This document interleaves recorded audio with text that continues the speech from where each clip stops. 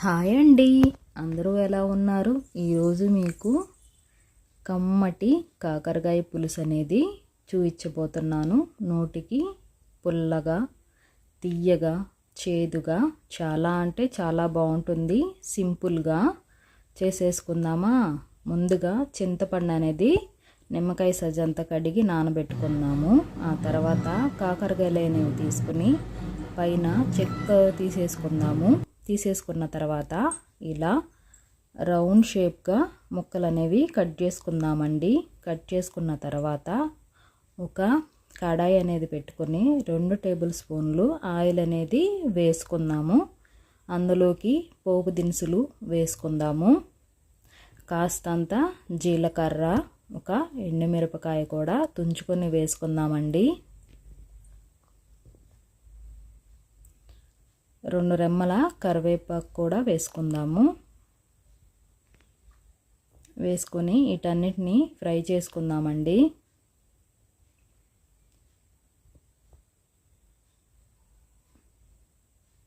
ఇలా వేగిన తర్వాత ముందుగా కట్ చేసి పెట్టుకున్న ఉల్లిపాయలు, సన్నగా కట్ చేసుకున్న ఉల్లిపాయలు అనేది వేసేసుకుందాము.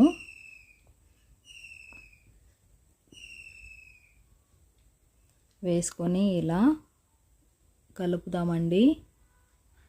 ఇలా కాస్త వేగిన తర్వాత కాకరకాయ ముక్కలు అనేవి కూడా వేసుకుందాము ఈ ఉల్లిపాయల్లోకి.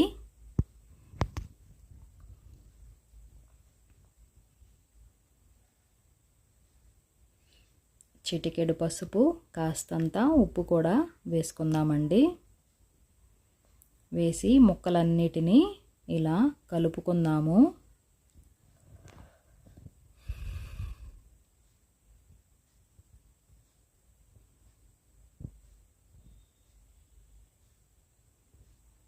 చూసారా, ముక్కలు అనేవి ఎల్లో కలర్ లాగా వచ్చినాయి.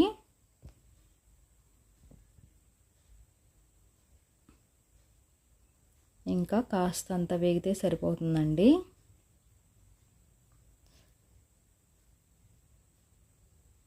ముక్క ఉడికిందో లేదో చూద్దాము.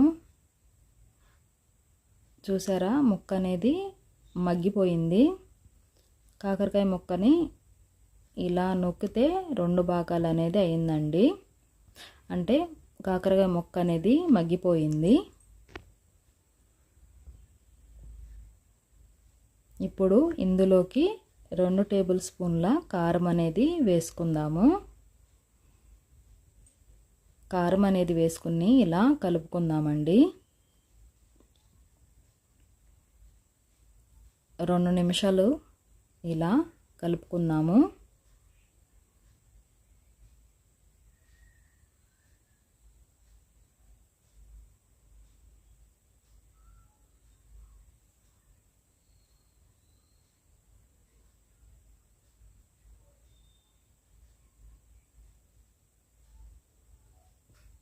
ఇలా కలిపిన తర్వాత ముందుగా చింతపండు తీసుకొని ఆ గుజ్జు అనేది ఇందులోకి పోసేసుకుందామండి. ఆ వాటర్ పోసుకొని ఇలా కలుపుకుందాము.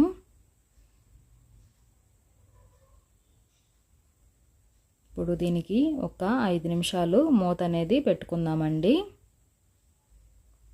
5 నిమిషాల తరువాత చూసారా ఎలా ఉడుకుతుందో.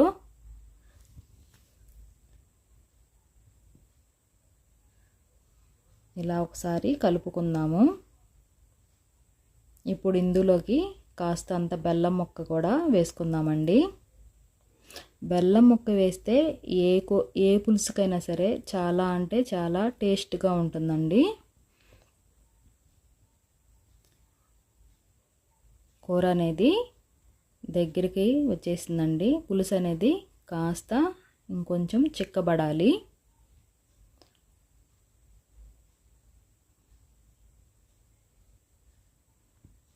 ఇంకొంచెం చిక్కబడితే సరిపోతుందండి. ఇప్పుడు స్టవ్ ఆఫ్ చేసుకొని సర్వింగ్ బౌల్లోకి తీసేసుకుందాము. చూసారు కదా, చక్కని కాకరకాయ పులుసు. మీరు కూడా ఒక్కసారి కాకరకాయ పులుసుని ట్రై చేయండి. చాలా అంటే చాలా బాగుంటుందండి. నా వీడియో ఎలా అనిపించింది? నా వీడియో నచ్చితే లైక్ చేయండి, సబ్స్క్రైబ్ చేసుకోండి.